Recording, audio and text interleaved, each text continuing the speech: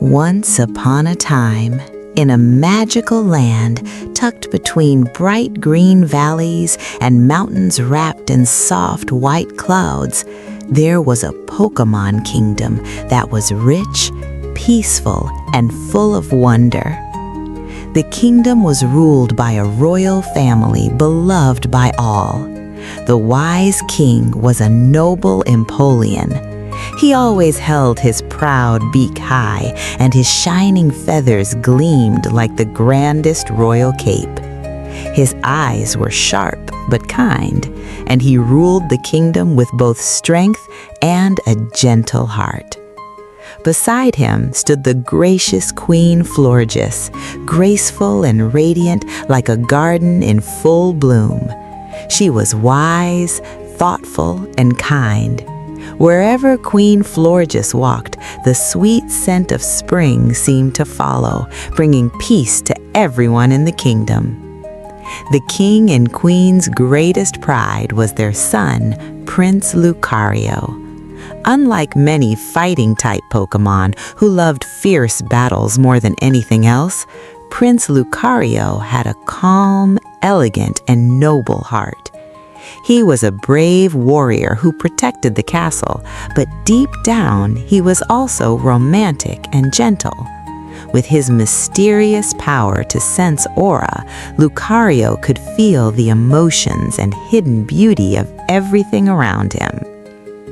When he was old enough, Prince Lucario began to long for a lifelong companion, a true princess. He was not looking for someone who was only pretty on the outside. He hoped to find someone whose heart truly matched his own, a princess who was gentle and understanding, someone whose aura would blend with his like the softest, sweetest song.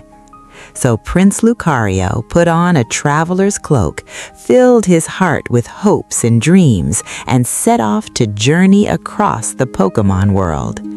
It was a grand journey, but it was also a very long one, and after a while, Lucario grew tired.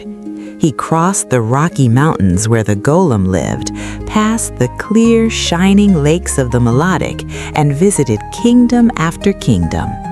He met many beautiful princesses. In the Green Forest Kingdom of Plants and Flowers, he met Princess Sarina. She wore a proud, elegant dress made of lush green leaves. But Sarina was a little too proud.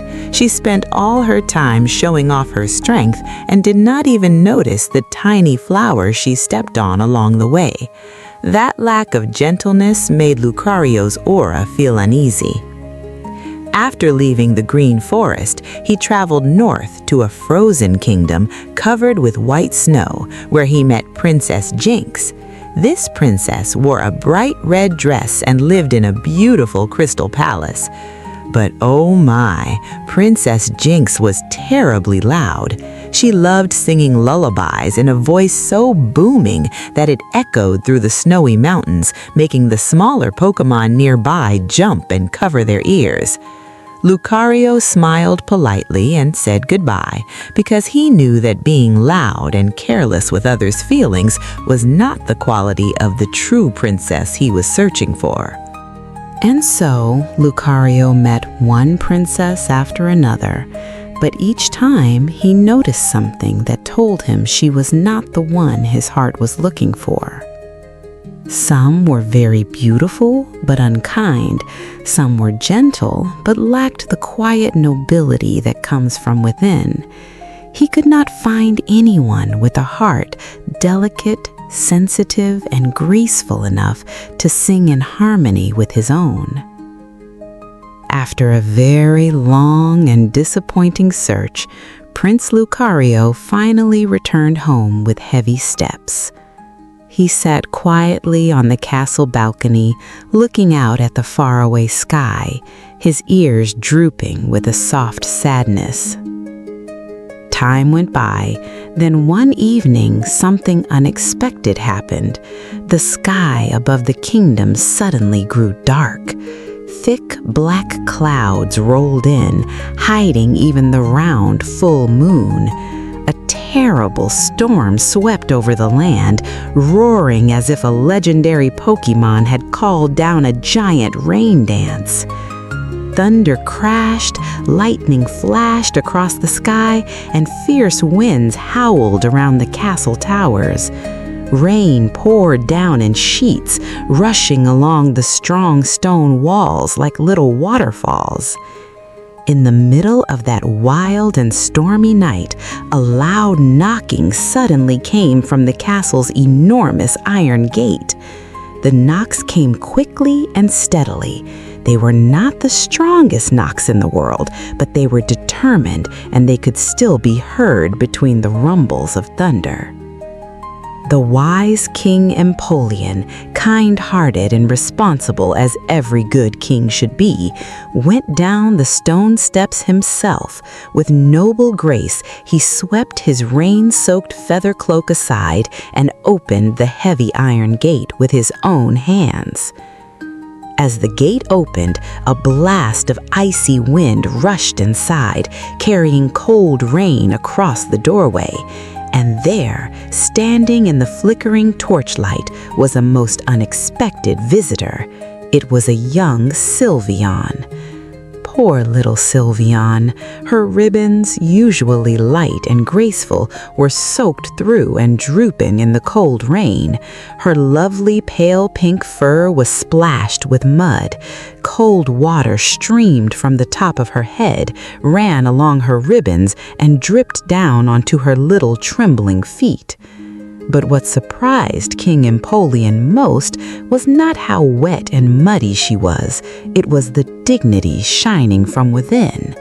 Even though she was shivering in the storm, Sylveon's eyes were bright, proud, and calm. She lifted her head, and even her rain-soaked ear bow still looked graceful. In a clear, polite, and noble voice, she said, "Good evening, Your Majesty. I am sorry to arrive so suddenly on such a stormy night. I am a true princess from a faraway kingdom. I was traveling when the storm separated me from my attendants.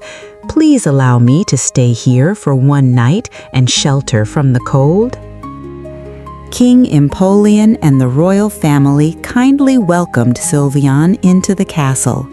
They gave her the warmest fluffy towels to dry her fur. The gracious Queen Florges smiled sweetly at the small guest. She greeted her gently, but deep inside her wise mind, the queen thought, "This little one says she is a true princess? Her manners are certainly noble, but let us see whether a princess's delicacy and sensitivity truly live in her heart. I shall find out for myself." And so, Queen Florges quietly slipped away to the finest guest room in the castle, the one reserved for the most honored visitors. She softly asked the servant Pokémon to remove every blanket and mattress from the enormous oak bed.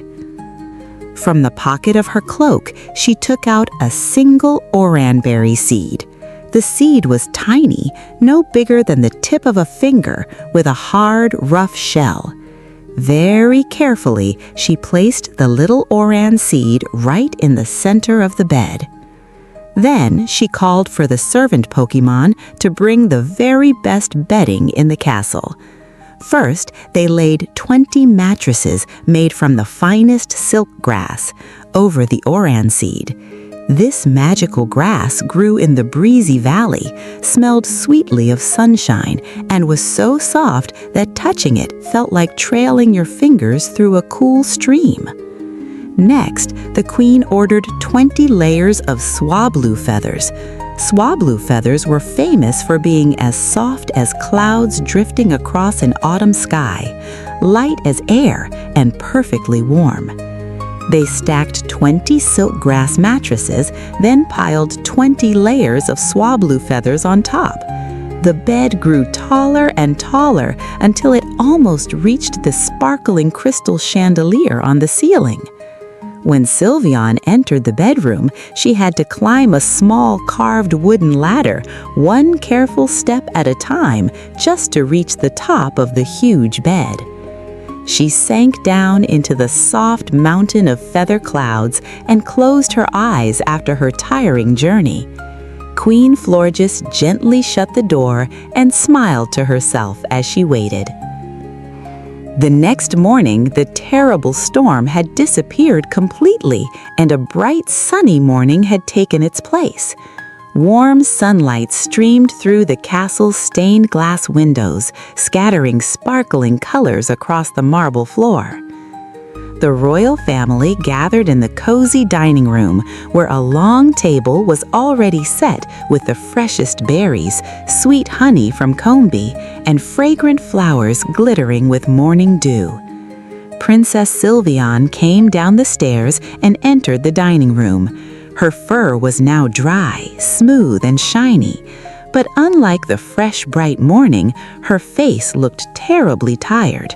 Her usually sparkling eyes had faint shadows beneath them.